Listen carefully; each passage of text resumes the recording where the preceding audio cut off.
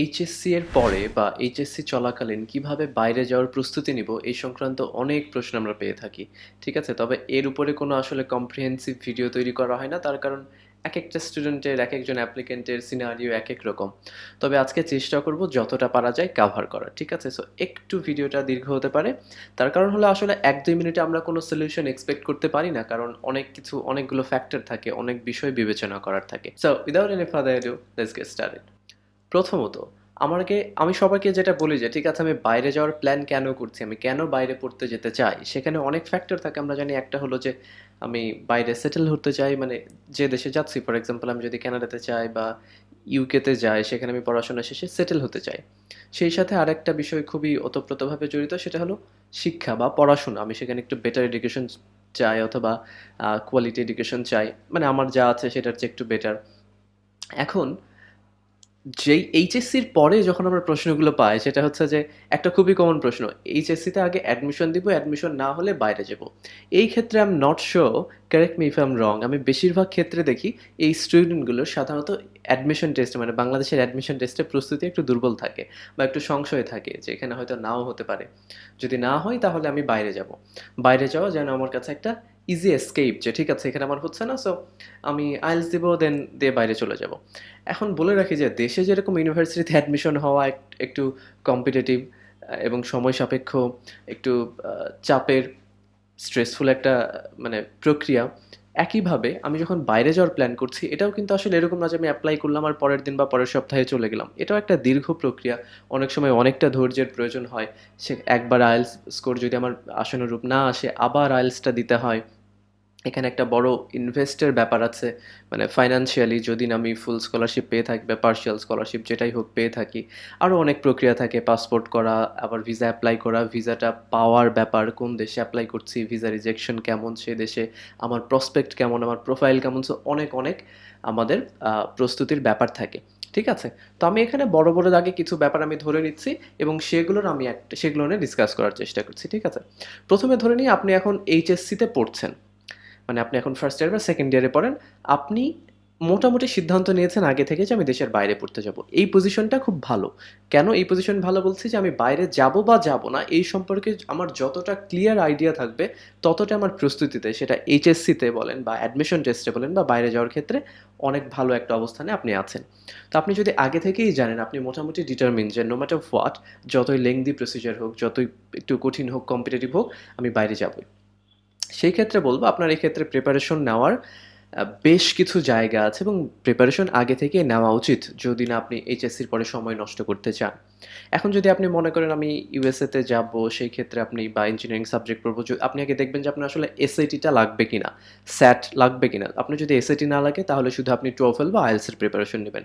বাংলাদেশ থেকে usually majority student IELTS এর preparation নেয়, চাইলে আপনি টোফেল এর প্রিপারেশন নিতে পারেন। দুটো আমাদের ল্যাঙ্গুয়েজ প্রফিসিয়েন্সি টেস্ট। ঠিক আছে?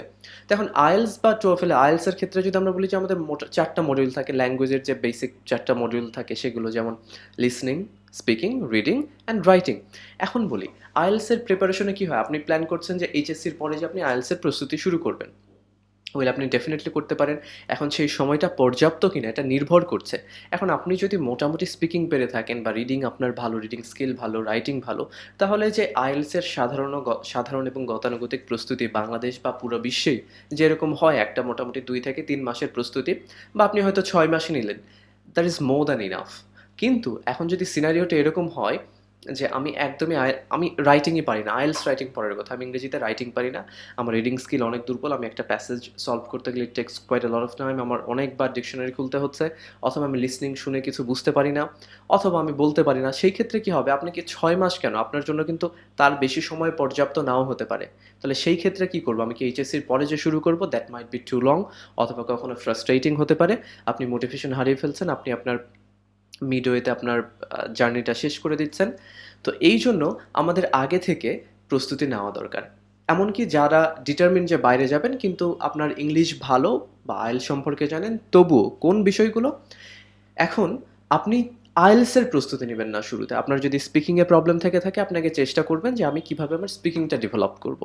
আপনার যদি রিডিং এর সমস্যা থেকে থাকে আপনি রিডিংটা ডেভেলপ করবেন। রাইটিংটা ডেভেলপ করবেন। লিসনিংটা শুনতে থাকবেন। কারণ এরকম না যে আমি আগামী ৭ দিন যদি আমি ২৪ ঘন্টাও আমি লিসনিং আমার খুব খারাপ। আমি আগামী ৭ দিন ২৪ ঘন্টা যদি শুধু আমি কোনো একজন নেটিভ স্পিকারের কথা শুনি, তাও তো আমি ওই সময় আমার স্কিলটা ডেভেলপ করবে না। তাই না? আমার বরং আরো খারাপ হবে, অল্প সময়ের মধ্যে আমি স্ট্রেসড হয়ে যাব। তো এই জন্য আগে আমরা ইন্ডিভিজুয়াল এই জিনিসগুলো আমাদের ডেভেলপ করবো। ফর এক্সাম্পল আমার যদি রিডিং স্পিড খুব কম হয়ে থাকে বা আমার যদি পড়ার অভ্যাস না থাকে, সেই ক্ষেত্রে আমি রেকমেন্ড করি যে আগে খুব সহজ ভাষায় লেখা কন্টেম্পোরারি কিছু গল্পের বই পড়তে পারেন, সেটা ইংরেজি ভাষায়। অফকোর্স যেহেতু আমরা ইংলিশে টেস্ট হবে বা আমরা ইংলিশের প্রফিসিয়েন্সি বেটার করার চেষ্টা করছি, সো ইংরেজি ভাষায় লেখা যে কোনো সহজ সরল বই যেগুলো মার্কেটে খুব অ্যাভেলেবল পপুলার, সেগুলো পড়েন। এই ক্ষেত্রে সাহিত্যে ভরপুর খুব উচ্চমার্গীয় বই হওয়ার প্রয়োজন নাই এবং সেগুলো আপনার জন্য ডিমোটিভেটিংও হতে পারে।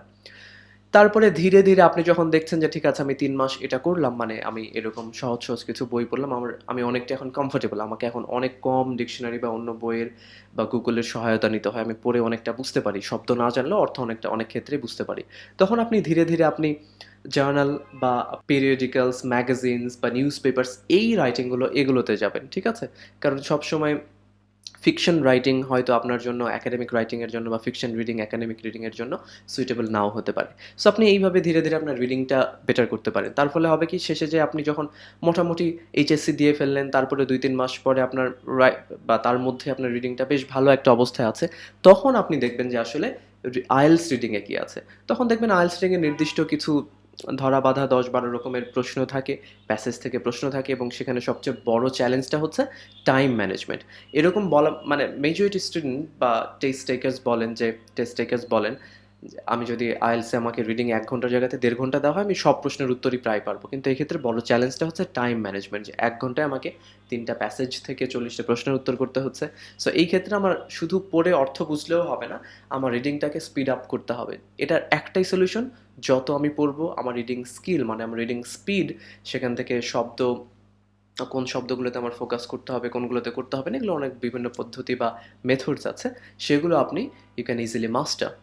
এরপরে আসে লিসনিং স্পিকিং একই সাথে। লিসনিং বাদ দিয়ে স্পিকিং বা স্পিকিং বাদ দিয়ে লিসনিং আসলে কল্পনা করা যায় না এইভাবে। তো আপনি দুইটা আপনি একই সাথে ডেভেলপ করতে পারেন। এখন আপনি চুজ করেন আপনি কি এক্সট্রা একটা স্পিকিং এর কোর্স করবেন কিনা। অলসো স্পিকিং এর কোর্সটা হয়তো ২-৩ মাসের বা ২.৫-৩ মাসের। সেক্ষেত্রে স্পিকিং আপনাকে সব কিছু শেখাবে না, বাট আপনি একটা কোর্স আপনাকে শেখায় আসলে কোন জিনিসগুলো আমাকে শিখতে হবে, কোন জিনিসগুলো আমাকে ধরতে হবে, কোনগুলো ছাড়তে হবে। সো আপনি একই সাথে লিসনিং স্পিকিং ডেভেলপ করতে পারেন। মানে লিসনিং ডেভেলপ হলে অটোমেটিক্যালি স্পিকিং কিছুটা ডেভেলপ হয়। আর অফকোর্স স্পিকিং এর জন্য তো আপনাকে স্পিকিং মানে বলতে হবে। এক্ষেত্রে আপনি শুরুতে একেবারে খুবই র্যান্ডম ইউটিউব ভিডিওস, সেগুলো আইএলটিএস এর বা লিসনিং এর না, যা কিছু ইংলিশে কন্টেন্ট আছে আপনি সেগুলো দেখতে থাকেন, কনভারসেশন দেখতে থাকেন, ধীরে ধীরে আপনি ফোকাসড হন। আগে দেখেন যে মুভিগুলো বুঝতে পারেন কিনা, আবার আমি বিভিন্ন যদি ব্লগ দেখে থাকি ইউটিউবে, সেগুলো বুঝতে পারছে কিনা, বিভিন্ন কমেন্টস বুঝতে পারছে কিনা। ওকে, তারপরে থাকে আমাদের রাইটিং। এটা হচ্ছে সবচেয়ে ক্রুশাল এবং বাংলাদেশি স্টুডেন্টরা রাইটিংয়ে সবচেয়ে বেশি খারাপ করেন, নট স্পিকিং। ঠিক আছে, শুধু বাংলাদেশি না, সব জায়গাতে আইএলটিএসের রাইটিং, কারণ এটা হলো একটা সার্টেন কাইন্ড অফ রাইটিং, মানে একাডেমিক ফর্মাল রাইটিং। সাধারণত আমরা ইউনিভার্সিটি লেভেলে যে লেখাগুলো লিখি, ইউনিভার্সিটি এসে বা আমরা কোর্স ওয়ার্কের ক্ষেত্রে, জার্নাল আর্টিকেলের ক্ষেত্রে, এগুলো হচ্ছে সেগুলো। তো আমি আগে একাডেমিক রাইটিং আমার পিন পয়েন্ট অ্যাকুরেসি আনার আগে আমাকে বেসিক রাইটিং জানতে হবে। আমি যদি বাক্য তৈরি করতে না পারি তাহলে আমি কিভাবে আমার একাডেমিক রাইটিংয়ে আবার যাব, তাই না? সো এই ৪টা মডিউল আপনি আগে ইন্ডিভিজুয়ালি ডেভেলপ করেন বা একসাথে ডেভেলপ করেন, তারপরে এইচএসসির পরে আপনি হয়তো আইএলটিএসের একটা প্রিপারেশন আপনি ভর্তি হয়ে গেলেন কোনো একটা কোর্সে বা কোনো একটা ব্যাচে, অথবা চাইলে আপনি যদি মনে করেন you are confident enough to prepare on your own, আপনি সেটাও করতে পারেন। তারপরে আপনি আইএলটিএসটা দিয়ে দিলেন। ওকে, আর যদি আপনার সিনারিও হয় ঠিক আছে আমি আইএলটিএস বাংলাদেশে আমি আগে ইউনিভার্সিটি অ্যাডমিশন টেস্ট দিব, তারপরে আমি আইএলটিএসটা ট্রাই করব, well that's up to you, আপনি সেটা করতে পারেন। সেই ক্ষেত্রে আমি বলবো যে আপনি ইউনিভার্সিটি অ্যাডমিশনটাও খুব ভালো করে প্রিপারেশন নেবেন। কারণ আপনি যেহেতু একটা মানে আপনি ভাবছেন যে আমার যদি এটাতে না হয় তাহলে আমি বাইরে যাবো, সো এইসব ক্ষেত্রে কি হয়, usually students are not very much focused. খুব ফোকাস থাকেন না যে এটা করব নাকি ওইটা করব, একটা ডিলেমার মধ্যে থাকেন। সো এই জন্য আমি সবসময় বলি একটা ফোকাসড পজিশনে আসা সবসময় ভালো, বাট স্টিল আপনি যদি মনে করেন যে আমি আগে ইউনিভার্সিটি অ্যাডমিশন টেস্ট দেবো, আমি বলবো তাহলে আপনি অ্যাডমিশন টেস্টটাই দেন এবং সেটাই ভালো করে প্রস্তুতি নেন, তারপরে আপনি এই পার্টটাতে আসবেন। তবে মনে রাখবেন এই ক্ষেত্রে আপনার কিন্তু একটা অ্যাডমিশনের পরে পরে যে আপনি অ্যাপ্লাই করতে পারবেন তা না, তার কারণ সেখানে সেশন বা ইনটেক ওপেনের বা অ্যাভেলেবিলিটির ব্যাপার থাকে। আপনার যদি আইএলস প্রস্তুতি না থাকে, সেটা প্রস্তুত হওয়ার ব্যাপার, আইএলসের প্রস্তুতি নেওয়ার ব্যাপার এবং রেজিস্ট্রেশন করা, এক্সাম দেওয়া, তারপরে অ্যাপ্লাই করা, এগুলোর ব্যাপার থেকে থাকে। এছাড়া আপনি যদি নির্দিষ্ট কিছু দেশে অ্যাপ্লাই করতে চান, আপনার আগে থেকে ফাইন্যান্সিয়াল ডকুমেন্টসগুলো রেডি থাকতে হবে। সো সেগুলো কিন্তু চাইলে আমি একদিনে থাকলে হবে না, একটা নির্দিষ্ট সময় 6 মাস বা 1 বছরের জন্য সেগুলো রেডি থাকতে হয়। সো এগুলো আপনি আগে থেকেই কোনো এক্সপার্টের সাথে ডিসকাস করেন যে আমি অমুক দেশ ভাবছি বা এই দেশগুলো আমি ভাবছি, আমার কী কী ডকুমেন্ট লাগবে সেগুলো আমার আগে থেকে রেডি থাকতে হবে।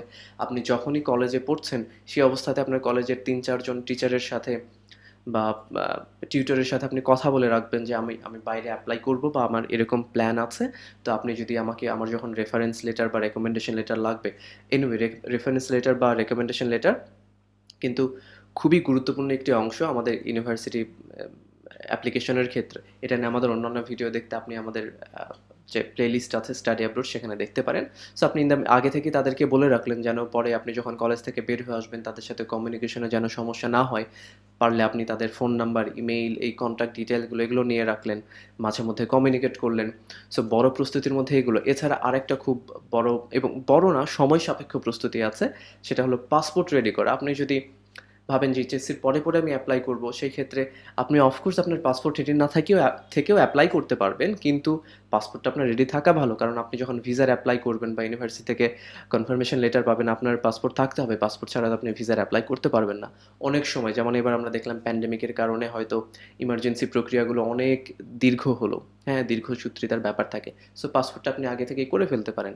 সো এটা তো আপনি পাসপোর্ট টুডে টুমোরো আপনার পড়তে যেতে না হলেও ঘুরতে যেতে, বা এটা আপনার জাস্ট অ্যান আইডিয়া, এটা আপনার বিভিন্নভাবে লাগবেই। তো এই ক্ষেত্রে আপনি এই জিনিসগুলো আপনি ডকুমেন্ট চেকলিস্ট দেখে এগুলো ম্যানেজ করতে থাকবেন। অ্যান্ড অবশ্যই এইচএসসির যে রেজাল্ট সেটা ক্রুশাল, সেটা ইম্পর্টেন্ট। অনেকে হয়তো ভাবেন যে এইচএসসিতে যদি আমার 2.5 থাকে সেটা হয়তো ব্যাপার না।